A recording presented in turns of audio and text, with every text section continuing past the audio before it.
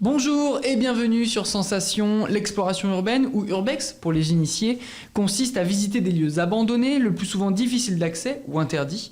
Cette pratique s'est démocratisée avec l'arrivée des réseaux sociaux, certains en ont profité, d'autres l'ont sublimé, comme Franck de Vestel, plus connu sous le nom de Crime in Hell sur Instagram ou encore Crime Urbex sur YouTube. Bonjour. Bonjour. Alors, vous avez plusieurs comptes thématiques autour de votre projet Crime in Hell et Crime Urbex. On va de l'urbex pur à de la photographie, mais aussi de la vidéo plus récemment. Mais depuis quand vous faites ça ? Ça fait à peu près 2 ans et demi. Je viens de Lille et je suis arrivé ici, je connaissais personne. Et ma copine, elle faisait un peu de photos. Donc j'ai dit, j'ai envie de faire un peu de photos, quoi. Et vu que on peut pas shooter des modèles directement, tout ça, je me suis intéressé à l'urbex.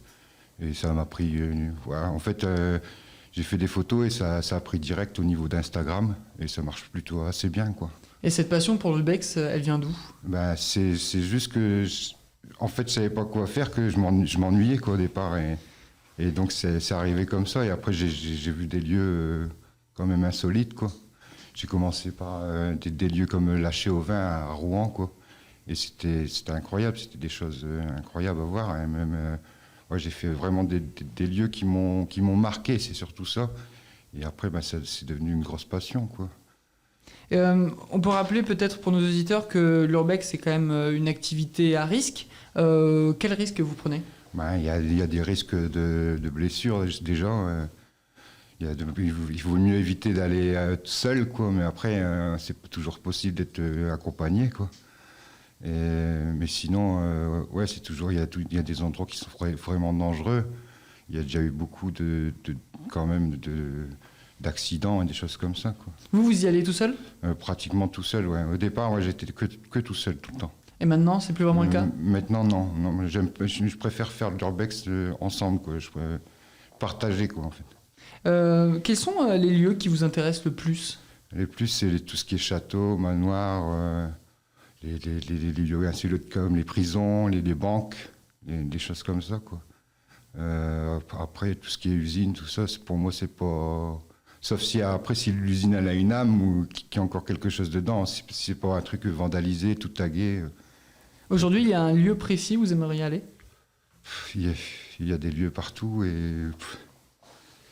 Quel est votre code de conduite lors de vos explorations ? Certaines personnes détériorent ou réalisent des graffitis dans les endroits où ils passent par désintérêt. Le plus souvent, c'est pas le cas, c'est pas votre cas ? Non, c'est pas mon cas. Moi, je veux mettre en avant les lieux et faire voir comment c'est laissé à l'abandon, quoi.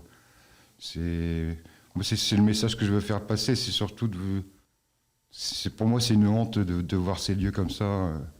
Il y a des lieux en plein Rouen comme des églises qui sont abandonnées. Je suis rentré dans les 2 églises et j'en ai eu les larmes aux yeux, quoi, parce que de voir dans l'état qu'ils sont, c'est incroyable de laisser ça comme ça, quoi.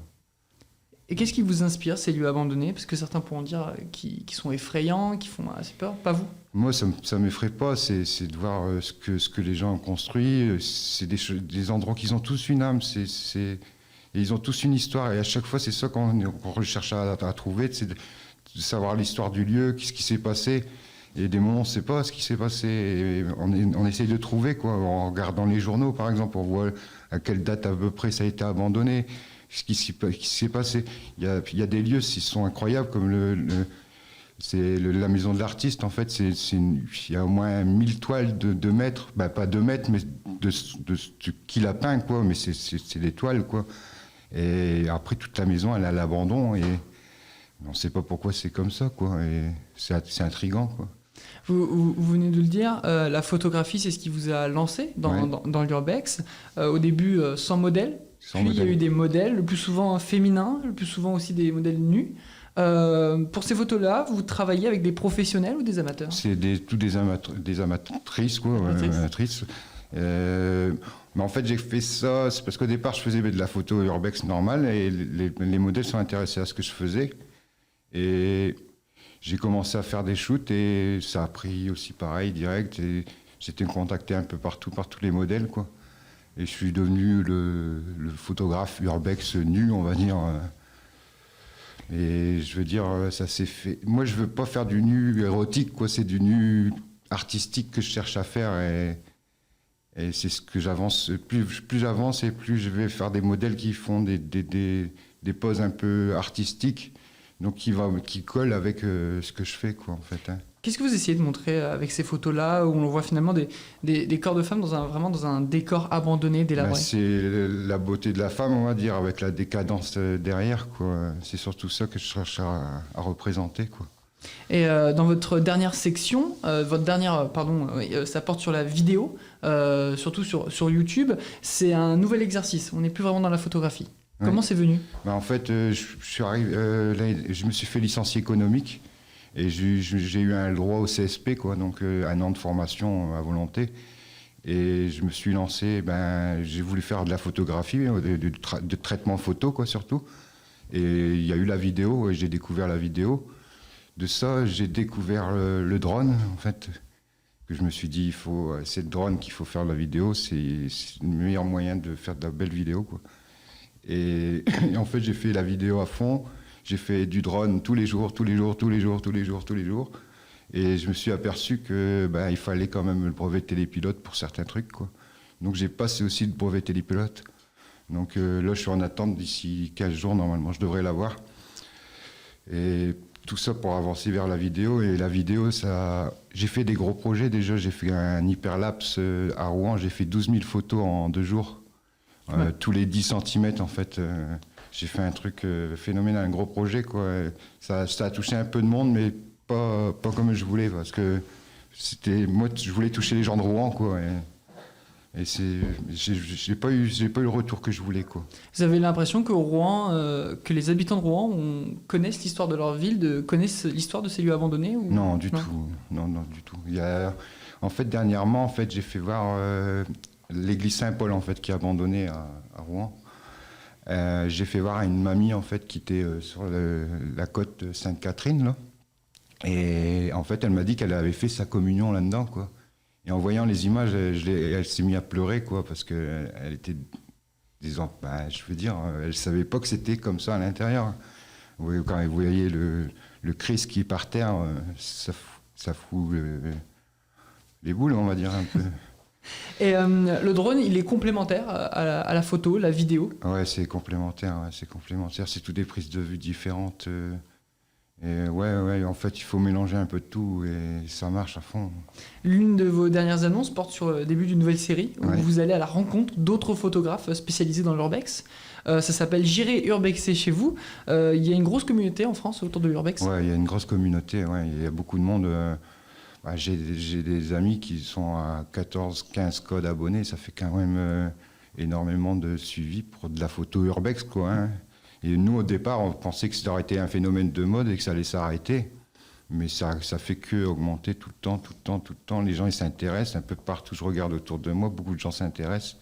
Et qu'est-ce qui les intéresse dans l'urbex? C'est un peu l'aventure, je pense, qu'ils veulent voir, quoi. C'est découvrir des lieux insolites sans bouger de chez soi, quoi. À des moments, je vous dis, dans ma tour, en fait, il y a une personne, elle me dit, ouais, moi, je regarde tous les jours des trucs d'urbex et tout.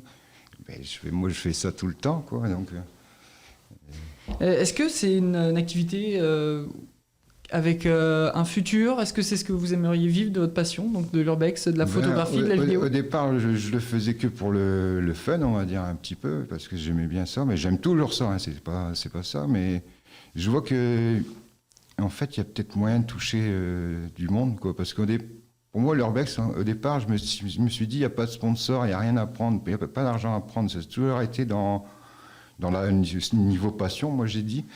Et je veux dire, il y a pas. C'est pour ça aussi que j'ai fait un peu de drone, parce que je me suis dit, là, il y a des marques.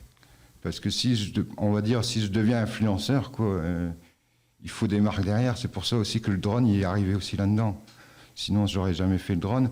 Mais je veux dire, j'ai regardé maintenant, il y a quand même pas mal de gens qui font de la vidéo et qui commencent à avoir de l'argent avec ça, quoi, parce que ça intéresse beaucoup de monde, quoi.